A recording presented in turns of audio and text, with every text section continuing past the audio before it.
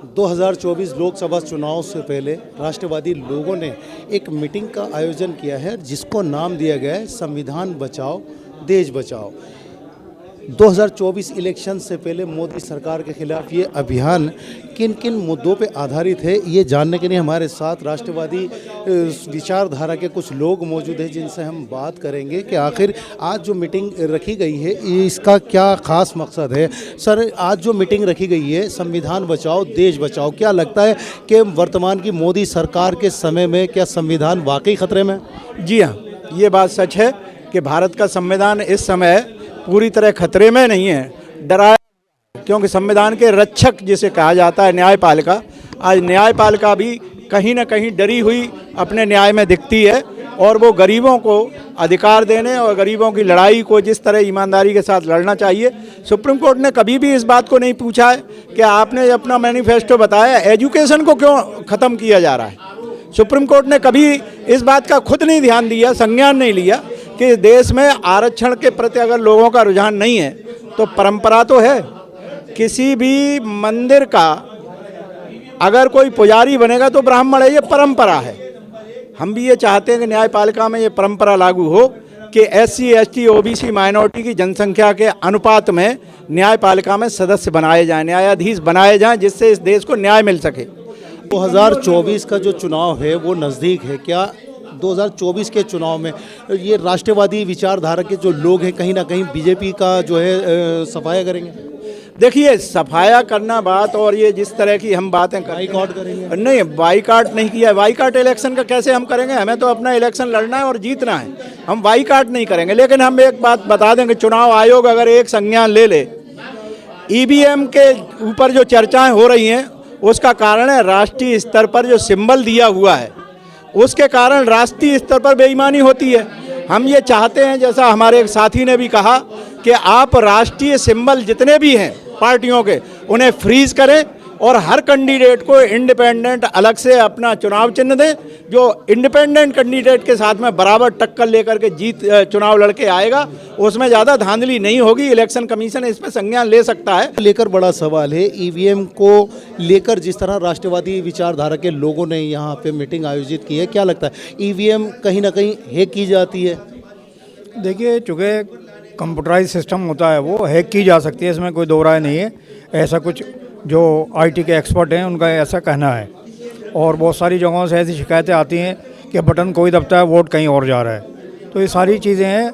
लेकिन आज जो हमने यहाँ सभा आयोजित की है संविधान बचाओ देश बचाओ, संविधान तभी बच सकता है ना जब, चूँकि सत्ताधारी दल बनकर संसद में जाएगा, तो वो जो चुनाव हमारे नज़दीक आ रहा है उस पर अपने प्रतिनिधि किस तरह हम चुनकर भेज सकते हैं, वो हमें इस पर विचार करना है। और जो 80% 85% लोग हैं जो दलित समाज से, अल्पसंख्यक समाज से आते हैं, उनका वोट क्यों दाएं बाएं चला जाता है? आज ये वक्त आ रहा है कि हम अपने वोट की ताकत को समझें और वोट टकों पर ना बिके। इसके बारे में हमें एक नियोजन तरीके से कोई पॉलिसी बनानी पड़ेगी।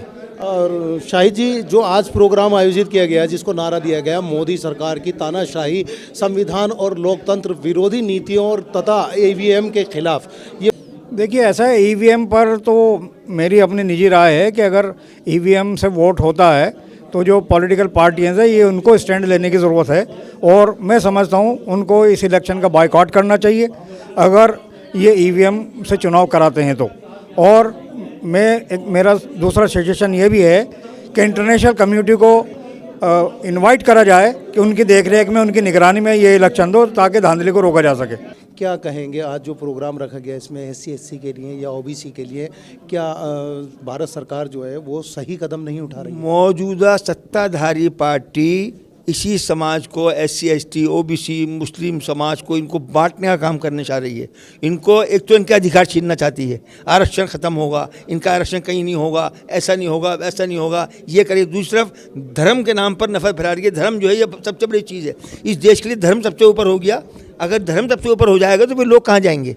धर्म के नाम पर आज तक तो नहीं था, आज तक देश एक कैसे था? ये क्यों था एक देश ये? अब ये 70 साल से हम यहाँ पर रह रहे हैं, 70 साल से ये देश एक है, तो धर्म के नाम पर क्यों नहीं बटा अब तक? आप धर्म के नाम पर बांटना चाह रहे हैं ताकि आपकी सत्ता चलती रहे, इसलिए आपको मालूम है कि आपके हाथ से सत्ता निकल चुकी है, आपको मालूम है कि हम पिट रहे हैं, हम जा रहे हैं, इसलिए आपने धर्म की नफरत शुरू कर दी।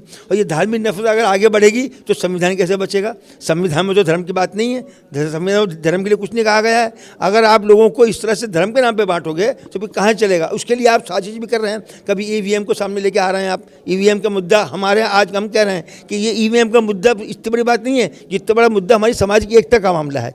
अगर समाज की एकता होगी तो ना ईवीएम काम आएगा, ना कोई सत्ता काम, कोई पार्टी काम नहीं आने की। इसलिए आज हमने संविधान बचाओ देश बचाओ के तौर पर एकजुट हुए हैं। हम सब ने यहाँ पर बैठकर एक फैसला किया है कि हम सामाजिक एकता के लिए एक घर में जाएंगे, लोगों के घरों में जाकर लोगों से बात करेंगे, लोगों को समझाएंगे, लोगों को बताएंगे कि राजनीति के नाम पर अपने आप को गुमराह मत होने दें। राजनीति और धर्म, जो भी राजनीति में धर्म की बात करेगा वो तुम्हारा दुश्मन है, तुम्हारा दोस्त नहीं हो सकता। जाति के नाम पर नहीं, देश के बंटवारा चाहती है, हम तो ये कहना चाहते हैं। जो धर्म जाति नाम बंटवारा करेगा वो देश को बंटवारा करेगा, क्योंकि ये इससे पहले देश के बढ़ चुका है और यही इन्हीं लोगों ने बंटवाया था बैठ के। इसी धर्म के नाम पर देश को बांट चुके हैं ये, फिर उसी तहरीक को दोबारा शुरू करना चाहते हैं धर्म के नाम पर। ये हम इस देश को ना बंटने देंगे, ना हम टूटने देंगे, समाज की एकता को आगे बढ़ा कर रखेंगे। हम राष्ट्रवादी विचारधारा के और भी लोग हमारे साथ मौजूद हैं। राकेश जी, जिस तरह आज प्रोग्राम का आयोजन किया गया है, क्या इसका प्रभाव कहीं ना कहीं 2024 के लोकसभा चुनाव में देखने को मिलेगा? हाँ, उसी के लिए सब हो रहा है। और आज तमाम यहाँ राष्ट्रवादी लोग इकट्ठा हुए हैं, देश बचाने की बात हो रही है, संविधान बचाने की बात हो रही है, और उसी के लिए सारा कुछ हो रहा है। मोदी सरकार की तानाशाही के खिलाफ, मोदी सरकार की संविधान और लोकतंत्र विरोधी नीतियों के खिलाफ ये सारा जद्दोजहद है। ईवीएम इस देश के ऊपर अभिशाप है। ईवीएम लोकतंत्र के ऊपर एक बहुत बड़ा एक कुठाराघात है, जिसका हम विरोध कर रहे हैं। 118 कंट्रियों में ईवीएम बैन है, तो हमारे देश में क्यों? ये जिन लोगों ने ये टेक्नोलॉजी बनाई, जापान ने बनाई, जापान ने बैन कर दिया, और तमाम अमेरिका, इंग्लैंड, किसी में ईवीएम का प्रयोग नहीं हो रहा है, लेकिन हमारे देश में हो रहा है। क्यों हो रहा है? उसके पीछे मोदी जी की जो मंशा है वो क्लियर है। वो कहते हैं 400 पार, अभी वोट डला नहीं, उन्होंने सारी हिंदुस्तान के वोट का आकलन कर लिया कि 400। तो यही ईवीएम की जो ताकत है उनके पास, जिसकी वजह से वो 400 के लगता है आपको ईवीएम का सपोर्ट कहीं ना कहीं बीजेपी सरकार को मिलता है? बिल्कुल है, बिल्कुल 100% है। ईवीएम की देन बीजेपी सरकार ही ईवीएम के द्वारा है, ईवीएम की देन है बीजेपी सरकार। और मैं राम मंदिर के बारे में भी मैं कुछ कहना चाह रहा हूँ कि देखिए, राम मंदिर की बात हो रही है, राम मंदिर बने, रामलला की मूर्ति भी स्थापित हो जाएगी 22 तारीख के बाद। पूरा देश खुश है, हम भी खुश हैं, बधाई भी देते हैं उनको।